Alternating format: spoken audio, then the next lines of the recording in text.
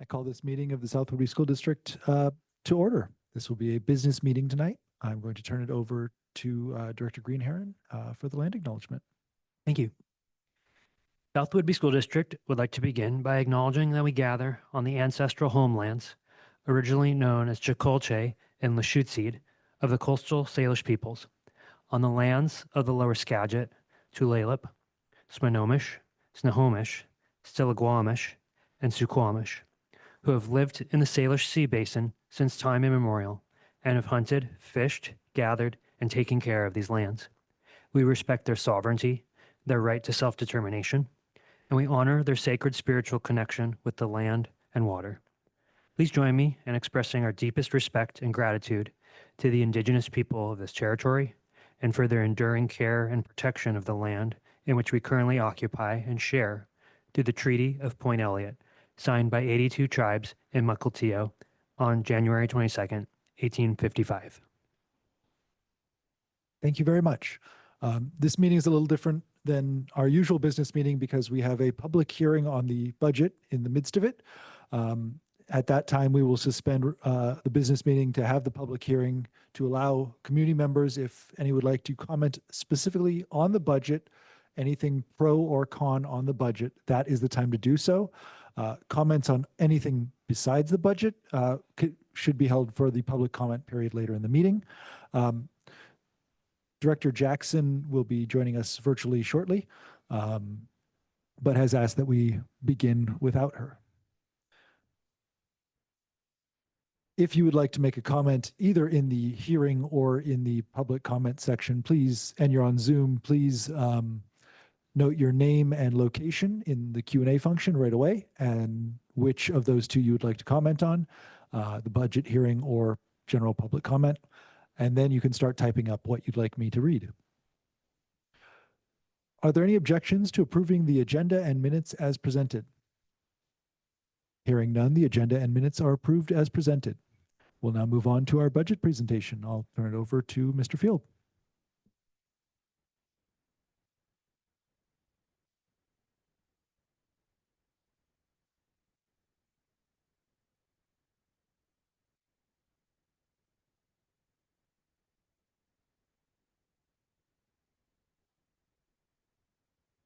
Okay, so this is the same presentation that I gave 2 weeks ago. There's some minor changes in the F-195F that I'll go over. They're very immaterial, but we'll get to those as I get to it. So I'm going to go through this fairly quickly because it hasn't changed from the last time it was presented. So this is a work in process. After it is adopted today, it'll be finalized, but we still have a chance if we needed to make changes at this time. Ada County requires that we have a balanced budget, and in our case, we're using fund balance to balance the budget. We'll be going over the general fund, capital projects fund, debt service, ASB, and TVF funds. We're here for the budget hearing that's required by RCW. We're here at the 24th for the budget hearing and budget adoption, and then after this meeting, granted that it's adopted, I will submit it to OSPI and make it finalized. Already spoke to the balanced budget requirement. We have a requirement of 1/12 or 8.3% fund balance. We'll be well above that this year. 3.7 IPD, we had increases in insurance and MSOX rate increase, the special education cap increase, so that's going to help us with some of our special ed funding. However, the experience factor, which increases our funds, went down from 2% to 1%. Our same historical issues, the enrollment loss, the funding model, inflation, and then unfunded and underfunded programs. A prototypical model is our story here on the left-hand side, where we started with regionalization at 24 and experience of 4%, so a total of 28% increase, and that's steadily declining down to 19%, and it'll be 18% next year. So that's our declining funding situation that we've been living for the last several years. We get funding for these three classifications of staff: our teachers, classified staff, and then our certificated administrators. This here really paints that picture of how the funding model works against us, as our regionalization and experience factors decline paired with declining enrollment. It's been difficult for South Whidbey using this model with our funding. This is our enrollment currently. We ended the year with being under our enrollment estimate by 0.25%, which is really, really good. The same methodology for anticipating next year's budget was used, or next year's enrollment was used, where we're anticipating 1,082 FTE. Here's how that FTE breaks down.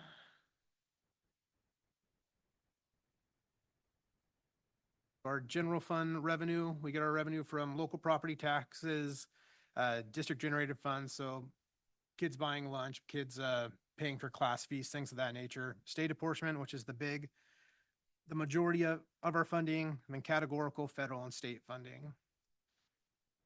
Pie chart kind of breaks down the percentages of funding for them from those sources. The voters approved a $3.5 million levy for calendar year 2024 and a $3.6 million levy for calendar year 2025.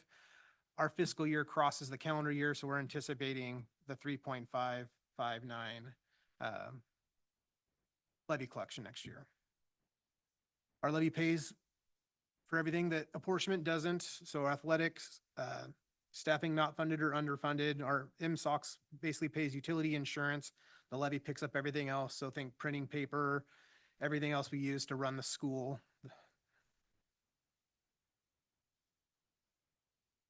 So this is how our local revenue breaks out. I'm going to kind of speed through this to get to the revenue summary. This is the state revenue breakout by the different categoricals and the apportionment. This is the federal revenue. That what we can see here is transitional kindergarten and the ESSER funds go away. ESSER funds are gone. Transitional kindergarten is being funded by the state now. That's why those first two boxes are blank. So this is the summary of the local taxes, the local non-tax revenue, the state apportionment, and the special purpose funds from the state and the federal. So we're looking at $21,707,000 of revenue for 24-25. This is just showing our historical revenue over time, and built into this budget is $250,000 of revenue capacity in case we get some specialized grant that we weren't anticipating. There's also $250,000 of expenditures to offset that. So it's a net zero, but it gives us capacity if something outside of the plan today were to happen. And this just kind of paints our picture from 2018-19 to budget year 24-25. Our revenues only increased 3.5% over that time period. So switching to expenditures, employee cost is the lion's share of our expenditures. This is kind of a breakout of some of the things that get included outside of just salary, but all the other benefits that go along with it. Then MSOX, it's everything that's not people-related costs, the material goods to run the district. Pie chart breaks out how our budget's allocated. You can see regular instruction. So this is going by program. We're going to go by program and activity. It's different lenses to look at how our expenditures get split up. So this table just shows those different categories and the dollar amounts. And yeah, so this is showing our budget of $22,443,000. That is without the $250,000 capacity. You'll see at the certification page that number is slightly higher.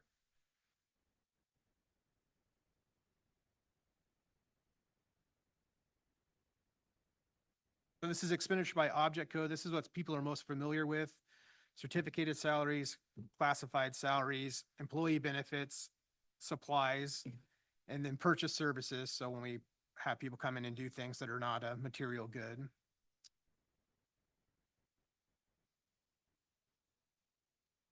This is that same number, but again, it's just a different lens, slicing the same pie up through a different lens.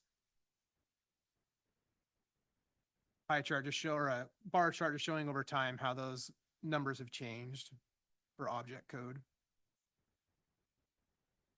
And this is just the overall employee cost makes up 82% of our total expenditures.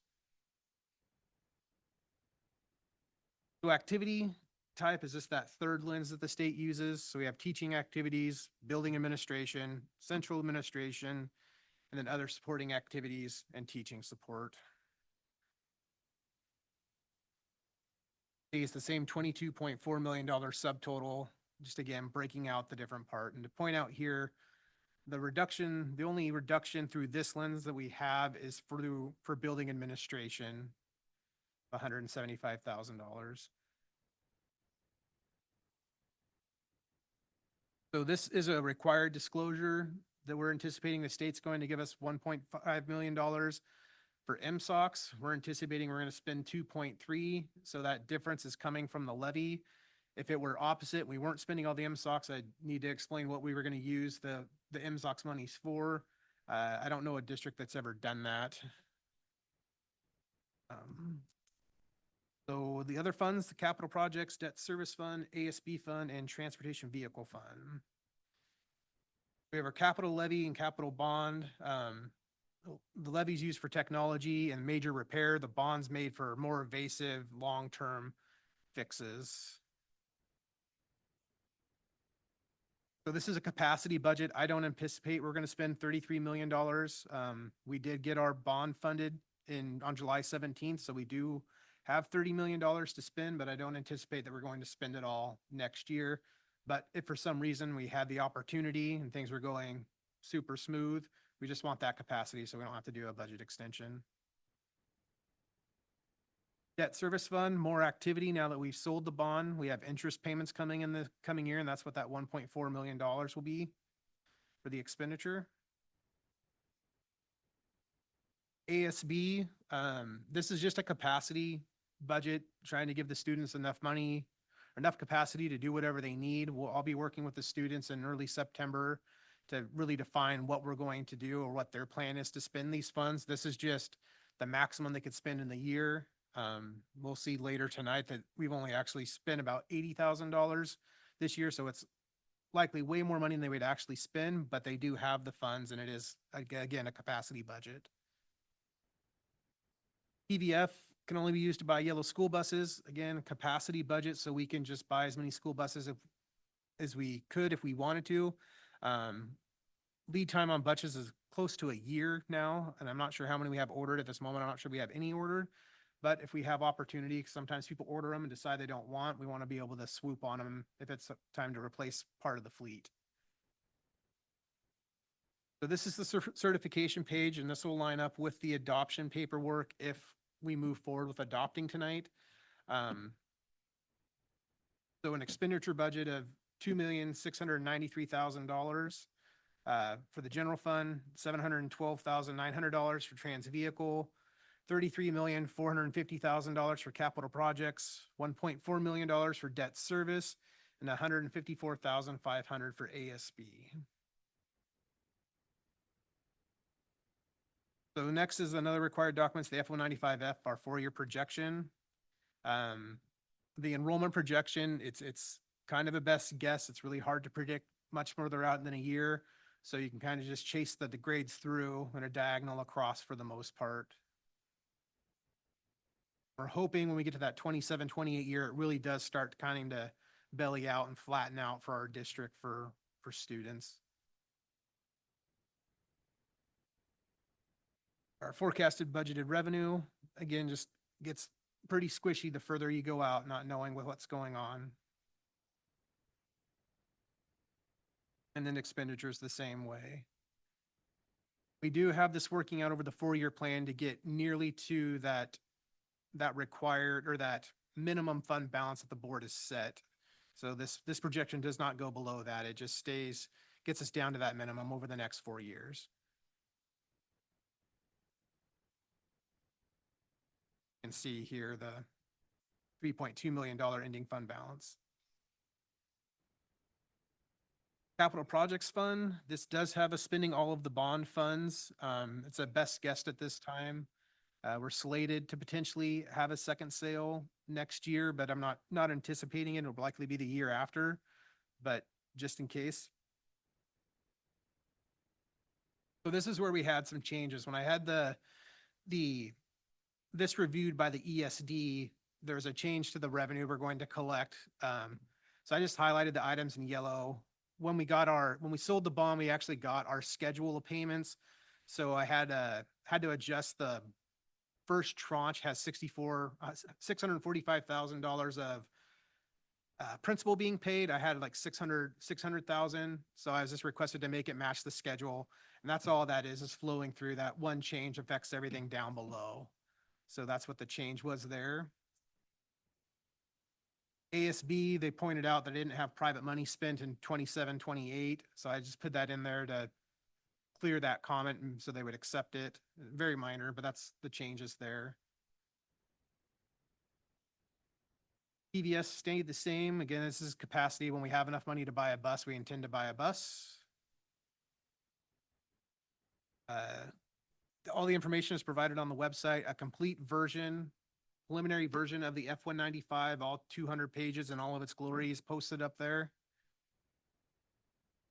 And with that, that's what I have for you this evening. Thank you very much. We will open it first up to any questions or comments from the board, and then we will open up the hearing to those from the community who may have comments to make. So is there anyone from the board up on the dais who has any questions or comments? Yeah. First of all, thank you for the, again, very thorough presentation and for highlighting changes from last time so we can understand what those minor differences. We've heard from the community about music programs. I understand that you were adapting to the feedback in the middle school program to bring it back, and then the 5th grade music program is not coming back. And so I just want to understand no?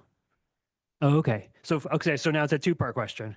The first part is, please help me understand the latest. And then the second part would be, what will we need to cut to make things back to the way they were? Okay, so first things first, there is no cut to 6th grade jazz band. There was never a cut. There is a teacher who may not want to provide that anymore. And if that teacher makes that decision, we will put up a posting and replace that person doing that extracurricular work. 5th grade band is something that was an extra duty for a teacher. So that teacher, instead of being 1.0, was 1.2. We made the choice, and I say we, as an administrative team, we meet on a weekly basis, go through this process of budgeting for months. The principals take the information we talk about, the decisions that we are thinking about, and they bring that back to staff, and that's how we get staff input. We get student input, and Callahan can probably speak to this. We get student input because students have the opportunity to register for classes for the following year, and through that process, they tell us with their requests what we should and should not offer in terms of electives. And we also have the requirements for what students must have. So for example, we no longer offer all of the shop classes that we used to offer. We offer a few. We no longer have a theater program.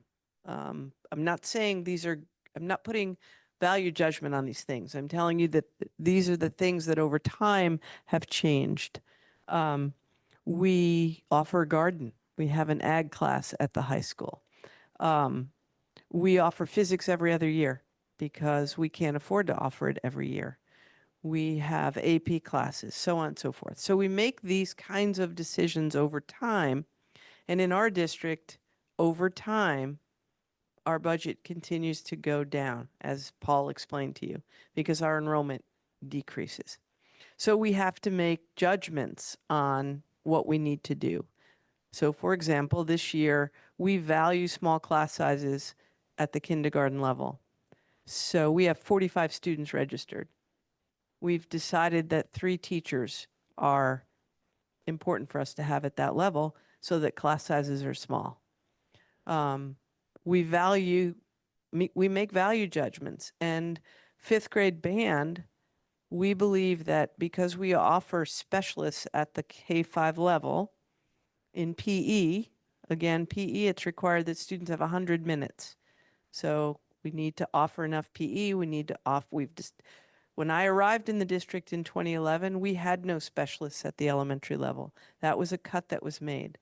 We had art docents that would come in the building and music help that would come in the building as volunteers. We've restored those things.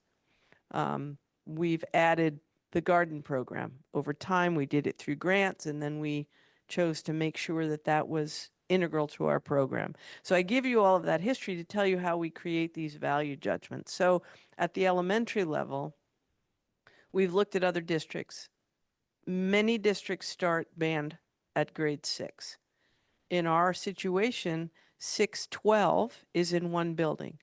It requires less travel for that teacher if we don't have fifth grade band. It doesn't mean that we don't value fifth grade band. It was a judgment that we made to say, you know what? We have specialists at the elementary level. We will provide music opportunities. It may not be band, but we think we're providing a robust program based on the budget that we have in place. So that's how we create a budget and bring it to you and present it to you. And we base it on our values and our mission and vision and the board's input on the what that the board feels we need to be doing, and we figure out the how. So we, as a team, present this budget to you to say, this is what we value. If you said as a board, and it's our belief that you would be very much in the weeds, right? If you said, hey, this band program is something we think you should have in the program, take something else out, I would ask you, like, so how do you want us to value things? This is an extra opportunity versus required opportunities or smaller class size or whatever it is. So that's how we get to these kinds of decisions and recommendations. Does that help? Yeah, that's a really great explanation. I really appreciate it. And I remember at the beginning of school last year, kindergarten class sizes were high, and we heard from kindergarten families that, and you adapted to it. And so I really appreciate how you're being proactive this year to say, you know, this is something that's important to us, smaller class sizes. Cutting a program feels very, I don't know what the word is, newsworthy. Whereas class sizes creeping up is more like the frog boiled in the pot. Like, Yes. no one screams about it until suddenly you look back years later and the class sizes have gone up. So I totally agree with both the process that you just described and the outcome. I And- just want to add just a couple pieces because I don't want what you said, Joe, to be misinterpreted. You used the word that it's very proactive for us to think about this ahead of time. And I want to caution, because I do think our district is always proactive in looking at our budgets. It's why we have the financial stability that we have. Something like class size is not something that you can predict.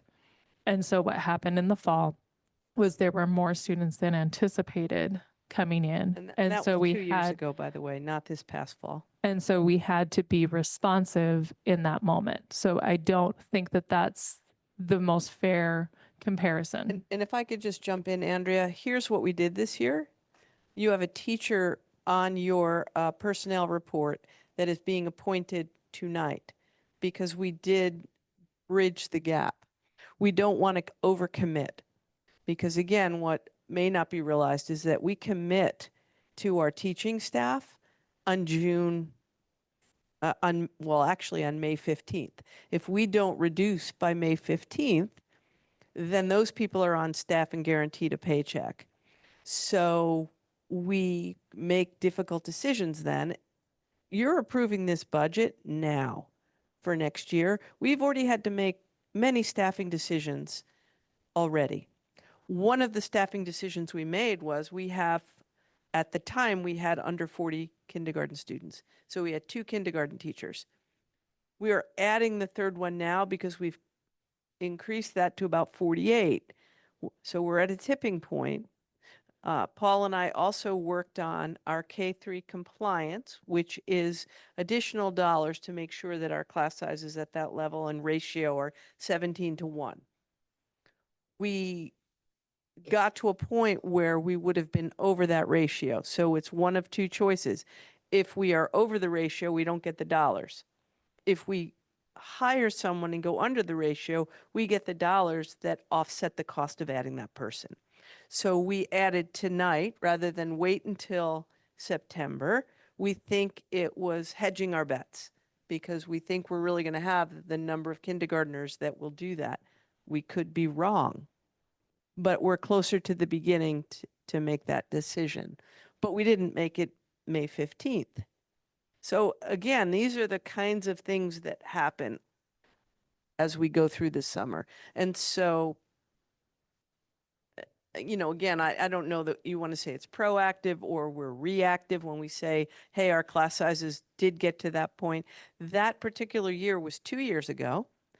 Again, I bring you back to we were just post-COVID. People may not have been putting their student into school. They had not put them into school the prior year. And so we waited to see, are they really coming? Because they hadn't come the prior year. So we had money in the budget to make that decision. It wasn't that we made the decision at the beginning of the school year. Yes, people reacted. Yes, people were upset that the class sizes were going to be big, but we had built in the budget capacity to do it. And so all of that goes on throughout this process. So hopefully that makes it more easily understood. Yes, it's always difficult to make a decision. It's difficult to say to a student, I know you want to take physics this year, you have to wait until next year. Or I know you wanted AP psychology, which we don't offer, and you wanted to do an independent study. We don't have a staff member to provide that for you. So we're not going to be able to offer that. And you have to look at what's extra and what's required and what's an elective and what would be great to have. So Thank you. That makes a lot of sense. And Director Downs, I appreciate your ad that, yeah, proactive, reactive. I feel like the leadership is sound financial stewards along with us and are helping us make sound financial decisions. So thank you. And it's my understanding that one or more community organizations reached out to the school district about picking up some of that funding and recognized that they couldn't do it on a continuing basis. that's true. I mean, again, I would encourage folks if they want to set up an after-school program. We've had them in the past where we had, as I mentioned, art docents. If we had somebody approach the district about the potential for doing free lessons for students, you know, again, it's an ongoing cost. And if people feel like they want to provide more for students outside the school day, we certainly would welcome the opportunity. Any other comments or discussions from up here? Okay. I don't have anything from Zoom. Do we have? Yes. Thank you for the reminder. I am now suspending the business meeting to have our public hearing on the budget for the 2024-2025 school year. If there are any community comments on the budget for the 2024-2025 school year, now is the time to comment in person or note your name and location in the Q&A function on Zoom so that we can know that you're making a comment. I'll give it about a minute to give people time to type stuff in if they need to. But please just note your name and location right away before you start typing your comment so we know to wait. Thank you.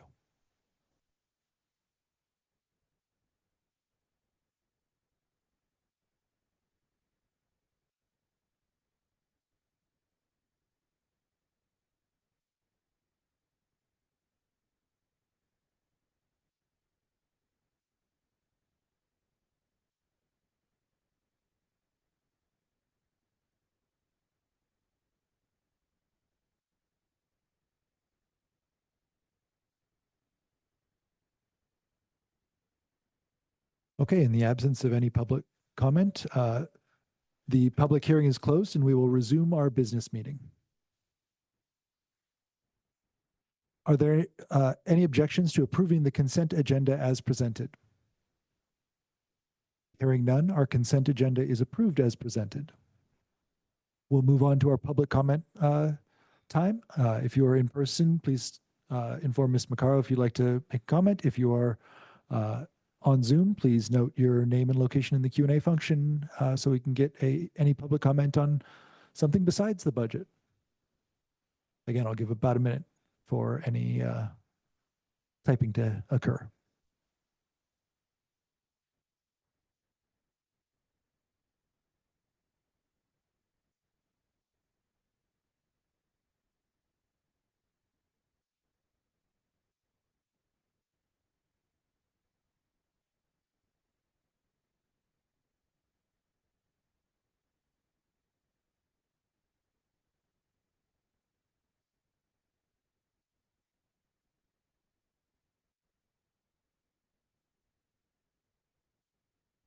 Okay, that concludes our public comment period. We'll move on to new business.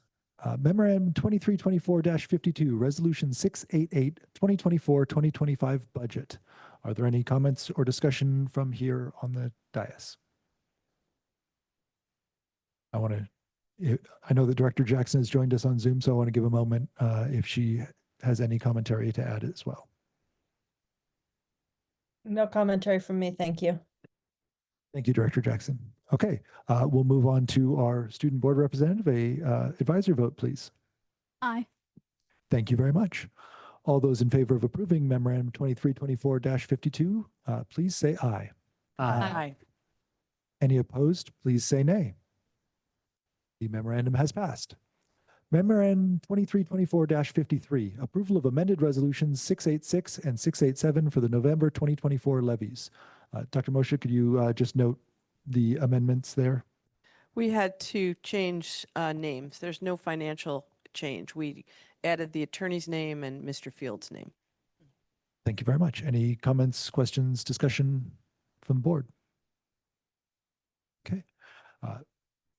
Advisor vote, please. Aye. Thank you.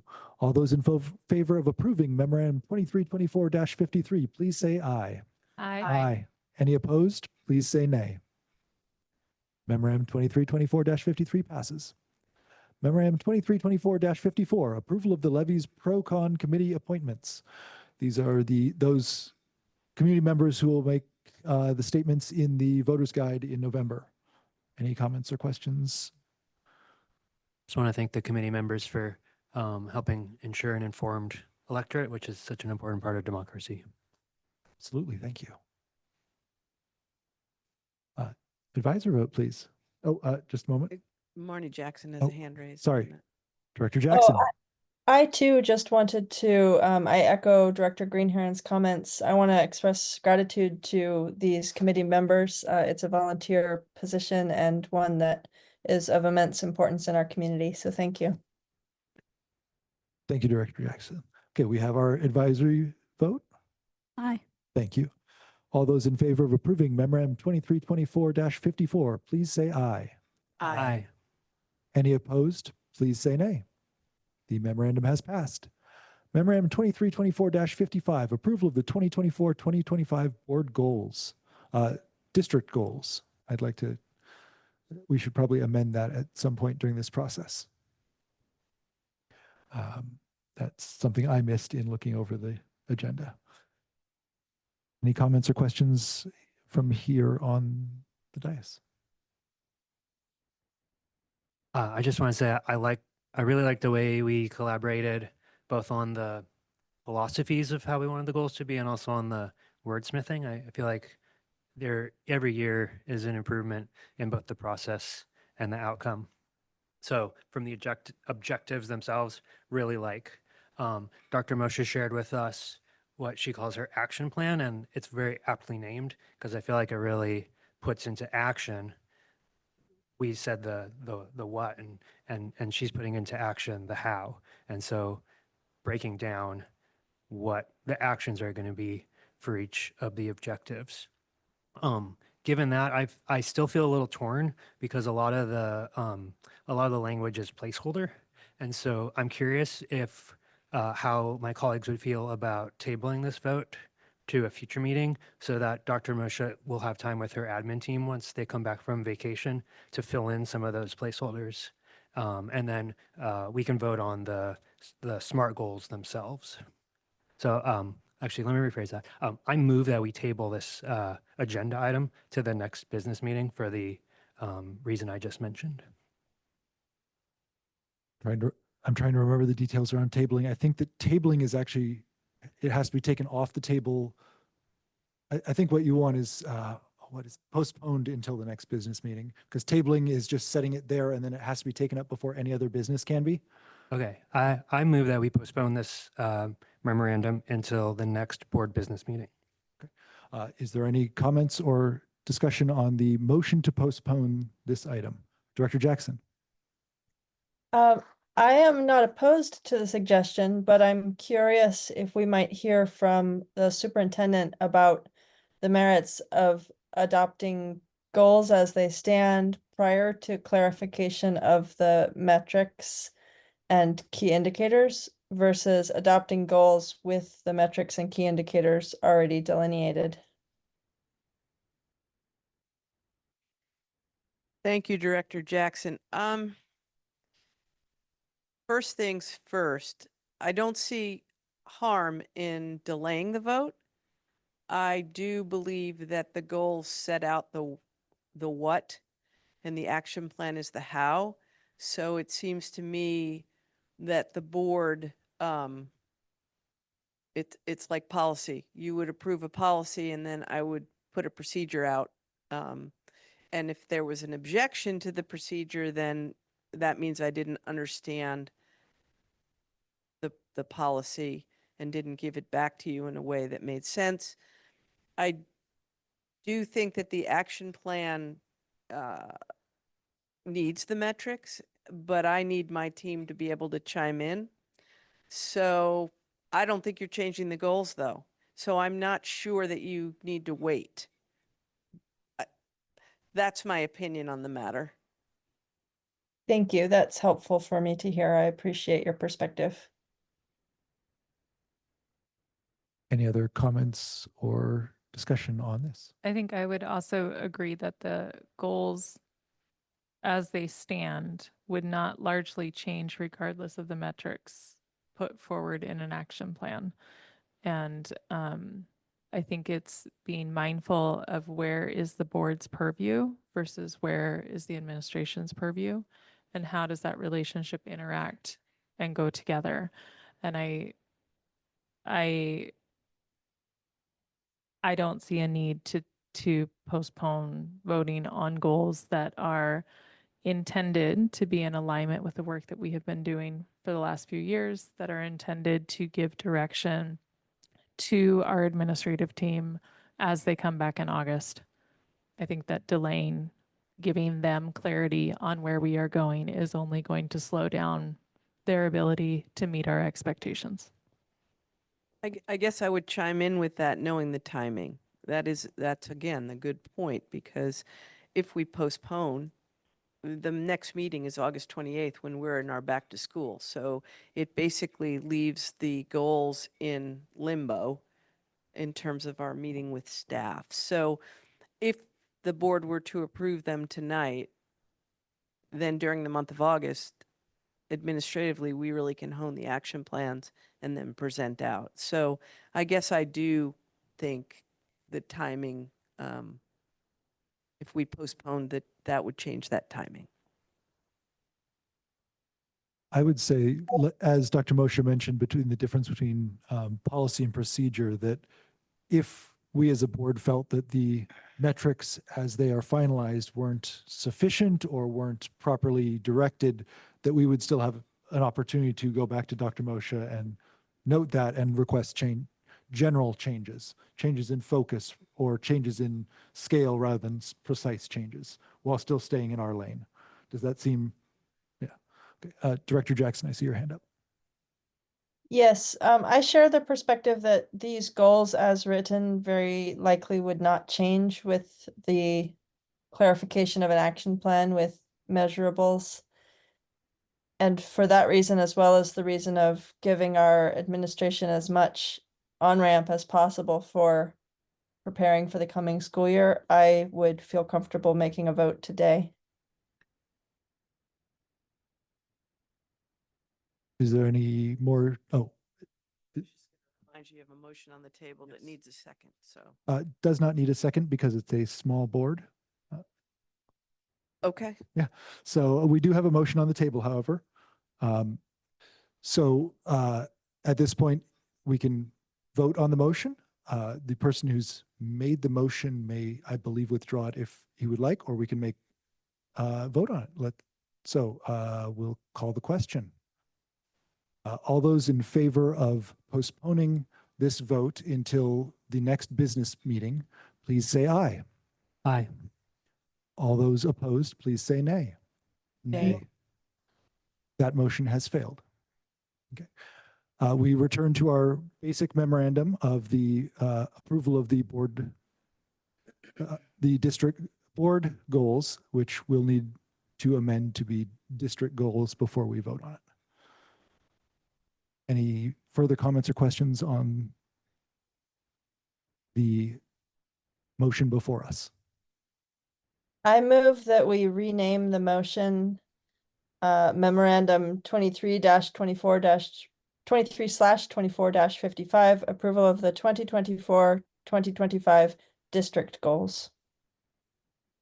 Okay, we have a motion on the table. Do we have any comments or questions on that? Okay, we'll call the question then. All those in favor of the renaming of the board of the memorandum to be district goals rather than board goals, please say aye. Aye. Any opposed, please say nay. That motion passes, and I realize that I skipped 2 advisory votes. I apologize, Representative Dottmeyer. I'll make sure as we come back to the now amended motion. Is there any other further comments, discussion to be had on the basic motion, amended motion, sorry. I just want to reiterate my approval of the content to date of the objectives and key results. I'll be abstaining from this vote because I feel like I don't yet see enough to vote yea or nay. But I don't want that to be seen as a protest of the direction that the board is taking that district. Thank you for clarifying that. Do we have an advisory vote on the board memorandum 23/24/55? Aye. Thank you. All those in favor of approving the amended memorandum 23/24/55, approval of the 2024-2025 district goals, please say aye. Aye. Any opposed, please say nay. The memorandum has passed as amended. Memorandum 23/24/56, approval of the new policy 6911, bond procedure and compliance policy. Dr. Moshe, I know that we discussed this at the last workshop, but if you give us a high-level overview. Sure. As you know, we have the community passed a bond. We have certain requirements around the use of that bond and the way we go forward. And this policy puts that in into play, however I should say that. It essentially codifies everything that we need to do to comply. And is entirely or nearly entirely boilerplate. It's boilerplate and it passed it actually came through legal counsel, and it's a requirement that we have a policy in place to do this work. Thank you very much. Are there any comments or questions on this memorandum? Okay. I'd like to pass this to our student representative for an advisory vote. Aye. Thank you. All those in favor of approving memorandum 23/24/56, approval of the new policy 6911, bond procedure and compliance, please say aye. Aye. Any opposed, please say nay. The memorandum has passed. That is the last of our new business. We'll move on to our reports and our financial and enrollment report. Mr. Field.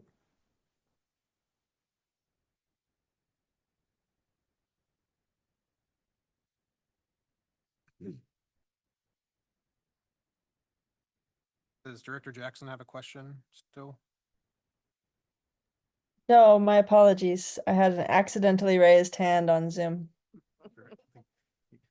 So this is our financial report for June. There's no enrollment. The last enrollment report was done last month. So we're 83% through the year, 83% of our revenue, 84% of our expenditures. So we're a little ahead on expenditures, but that's kind of following the historical trend, as you can see in the lines below. Just keeps bumping along those same historical lines. So this is our expenditures with encumbrances, and I looked at the total expenditures. It says 100.52. We'll be cleaning up our encumbered MSOX POs, which will help this. And I went through on the payroll side and really looked at some of the encumbered benefits and things, and they're well encumbered over our historical run rate. So some of them had like 3 months encumbered, but we only have 2 months left of expenditures. So I think we just have some over encumbrances on our benefits section of the payroll. It's not as easy to clean those up because it's driven off of the payroll module where a PO to buy play sand, if we've already got it, you can just cancel the rest of it and the encumbrance goes away. So I'll really be looking at this a lot closer in the next few days and before the next meeting to be able to hone in on what encumbrances we have going down to make sure that we're not going to go over budget. I have no anticipation that we are going to need a budget extension or anything like that. This is just a year-end encumbrance cleanup situation. So here's the revenue versus expense graph. The green dotted line and the black dotted line are basically laying right on top of each other, and our expenditures are bumping along just like they have in the past. So nothing unusual happened as far as expenditures or revenue in June. And our fund balance is at 20.9%, slightly higher than it was this time last year, but in line with historical. And then with our other funds, you can see we're spending a little more capital as we're buying some software and stuff is what's caused that to go up a little bit. Debt service fund, you can see the ending fund balance is that $197. We made that final payment for the solar stuff on the roof of this building. But that's going to jump right back up here as we start collecting it for the bond sale. So we'll see a lot more activity in the debt service in the future. This kind of as I was speaking to before, year-to-date expenditures for ASBs, $73,000. We budgeted $154,000. That's just me giving the students capacity. Again, I'll revisit with the students next year about what we're actually going to do. And we'll have some club reports in the future to discuss. Everything else is just kind of normal as we go. So it's a lot shorter without the enrollment side of things, but I'm happy to take any questions if we have them. Thank you. I appreciate the clarity on that encumbered number because that's something I watch very closely as a way to look ahead. So I appreciate you providing additional information on that. Yeah. Thank you.